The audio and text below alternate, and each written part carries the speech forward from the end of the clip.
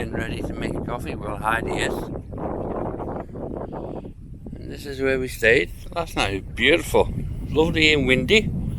The midges weren't around. So. Good morning. Good morning.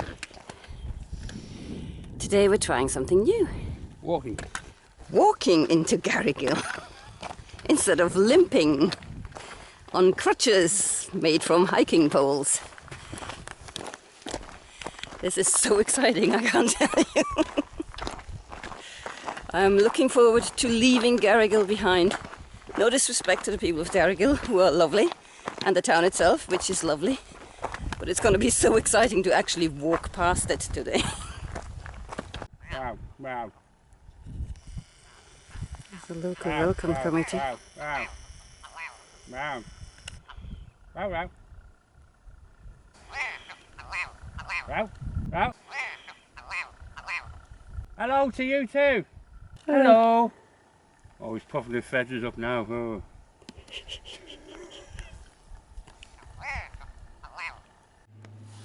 Look at that. Those houses behind the strange head. That's Garrigill. Very small. And we're hiking out of it. Yay! Unknown lands await. Unknown ways of being baked by the sun. It's like 10:30 and it's already unbearable. And I don't think we'll have any hills to climb today, or not until later anyway. So we better get used to this heat fast. The river clearly hasn't. You can see how little water's running in there. It's a trickle. So we might have just negotiated the infamous place where everybody gets lost. This is the Pennine Way. There's a perfectly good track following the river along to the bottom of that wall there, where there's a perfectly good stile going across. But the Pennine Way is actually up where the trees are and climbing in a not terribly pleasant fashion. Let's see whether that's the only place or whether we'll get lost again, because this section is a bit notorious for people losing the track. On the approach into Alston. Must say, apart from that one bit where he lost the trail and a couple of not so nice styles, it has been a fairly pleasant and reasonably straightforward piece. Gets a little bit confusing around some of the buildings, old buildings and walls, but it's, you just got to head for the nearest wall. It's very well signposted all the way through, I think. Into Alston for some lunch and some resupply.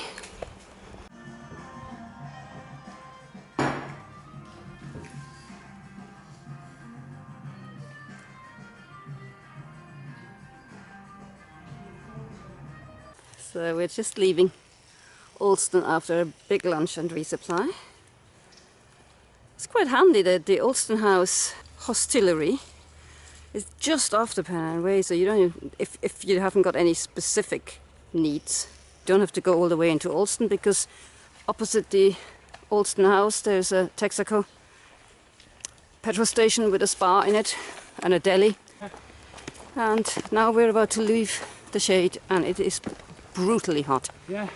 So, yeah, this might be the last time you hear from us. About a mile out of Alston and everything's going to pot. The sheep are having a major argument. We didn't go on the railway. We decided to follow the Pennine Way and not go on the South Tynes Railway like an awful lot of people do. And it doesn't seem like the Pennine Way is walked on much, because all our maps and GPSs and what suggest this is it, but yeah. Not much of a trail. And clearly the sheep are not expecting people. Like Heidi's got on. Oh yeah, I'm wearing shorts at the moment, so that's great with all these, dying sizzles. Slightly off it at the moment. Are we? But we should be saying basically right now. Okay, we're turning right now. Let's see where that gets us.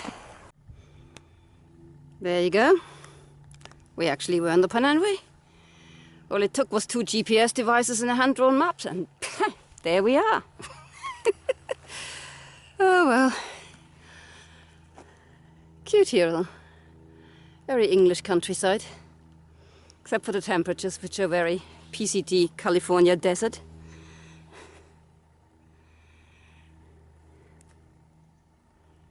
And this guy who's just rooted to the spot now. Oh. Technical problems. Okay. We've arrived at the first of the leftover Roman forts. Let me step out of that so you can see it. Epiacum. There it is down there, that hill. You can sort of see the lines. Yeah. And Right. Where you? The levels would have been. Yeah, where the different, you know, these kind of lines. I'll leave that there for the next bit.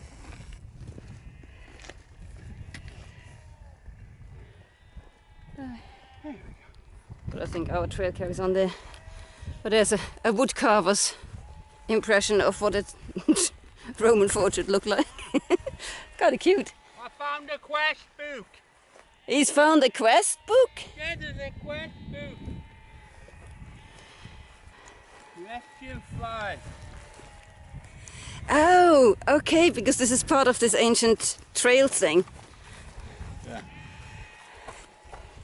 Well, precious metal was mined here, as well as lead. Oh, right, there you go.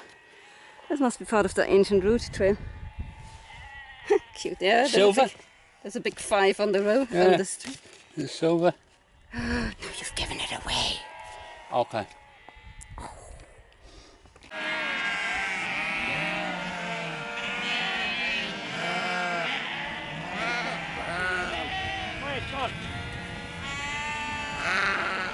This apparently is where we're supposed to be walking. Whoa, Jesus! He's got his head stuck.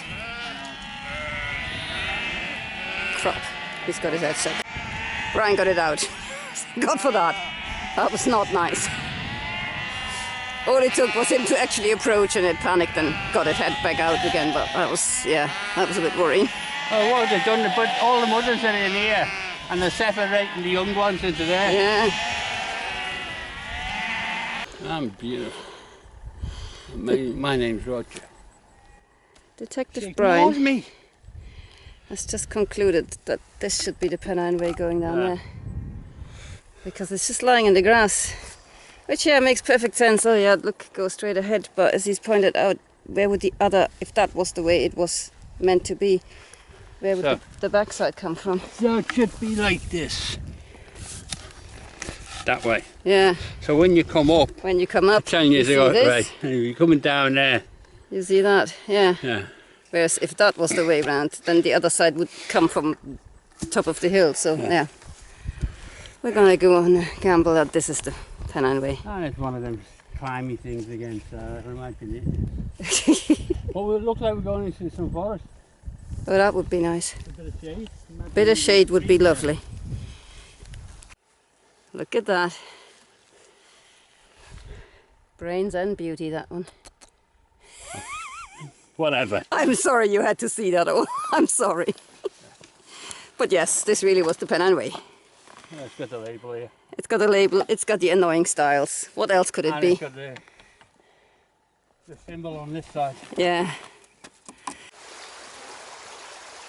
Finally shade and some water. I mean, we do have water. We filled up on at the hotel. But it's more for dunking the bandanas. It's really sad, but that's our lifeline today. But I almost didn't notice this. Right underneath the railway arches here as well. Nice. But mainly shade.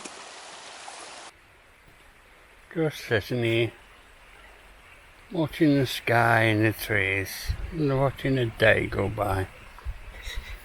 Filtering water is a hot one today.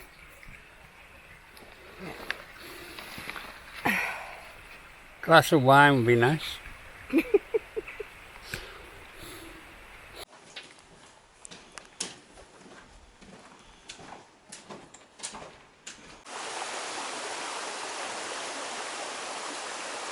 This is us crossing Gnar Burn just outside Sluggyford. What a lovely little spot. It's getting on a bit now.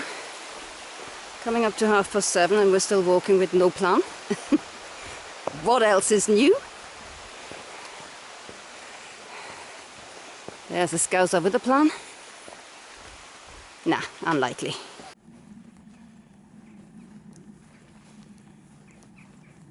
Slightly later pitch than we wanted to.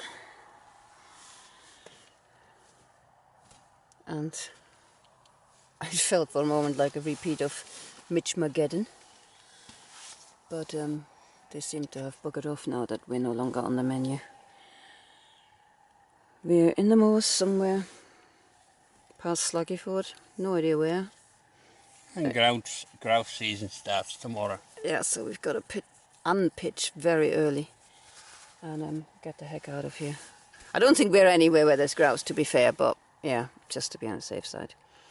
So luckily we had a lovely lunch today in Alston, and because we can't cook tonight because the midges are everywhere. Plus it's getting late. So that's us. Cheese and biscuits. Cheese and biscuits. No wine though. Looking dark and moody again. Me or the tent. So what was your favourite bit about today? Pub lunch. And your least favourite? The heat, it was terrible today. Wiped you out. I think we ended up drinking about 7 litres a day each. Yeah, It was that hot. it was non-stop, wasn't it? Find somewhere to fill bottles, drink bottles. Find somewhere to fill bottles, drink bottles. It was brutal. My favourite bit, obviously, was getting past Garrigle. I know it's silly, but you do get a bit of a hang-up about that. Also, we had a really, really lovely chat with a mother-daughter team in Garrigle. That was actually hugely enjoyable. Yeah.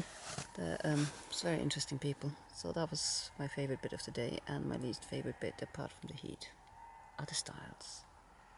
This is a section with enormous amounts of it. You're basically just walking through fields, farmers' fields, Yeah. fields, some more fields, then some fields, and followed by some fields. And obviously every field has at least 2 stiles on it. And yeah, for short-legged people like myself, that's not nice. So yeah, stiles are my least favourite bit of the day.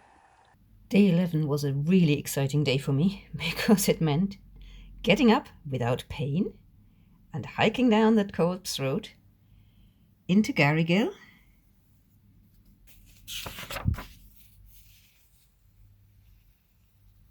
and not quitting the trail there. Yay! I was silly, but it really felt so good to just be hiking out of Garrigle after a brief breakfast break and make our way towards Alston along a very, very dry river. And yeah, this is that spot that we were talking about on the video, that kind of where the Pennine Way sort of goes up the hill, but it doesn't look very obvious because the more obvious trail follows the river along. So when you come to a junction at this, basically, where there's a seemingly little meaningless trail going off into the woods a bit, that's the Pennine Way. Follow it. The guidebook says follow the signposts. There are no signposts anymore. If there ever have been, I don't know. At the moment there aren't. Hopefully in the future there will be again, because it really is an easy junction to miss. But it's a straightforward hike, sort of there or thereabouts along the river into Alston, where we stopped for lunch in a lovely, lovely pub. And as we said, there's a petrol station with a grocery store literally opposite it. So you don't, unless you want to, obviously, you don't actually have to go into Alston at all. We were sort of here. We just did our resupply and carried on back out again into a long section of fields and stiles and stiles and fields. And yeah, a lot of people go into Alston and then pick up this trail here instead at this section, which is the South Tynedale Railway. So it's a disused railway track, and it goes parallel to the Pennine Way for a long, long time. We chose to follow the Pennine Way, and it really didn't look like many people do that, because the path is overgrown, invisible in a lot of places. hard to navigate in terms of like there's nothing there that you could orientate yourself by and say, oh yeah, we're heading this way. So it was harder than it needed to be, because it's not like it's hilly or anything. It's just going through farmers' fields and some more farmers' fields until the fort. Obviously, that is a signpost where you finally know where you are again. And then we drop down through the farm. Still kind of pretty much parallel to that South Tyne trail,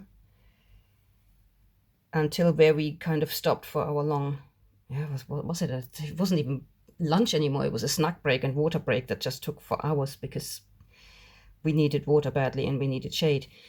Where you go under the aqueduct, or viaduct in that case, which is in fact the railway carrying on. So this is where the two trails kind of intersect again and become, well, they're not becoming one, but where most people then pick up the Pennine Way again.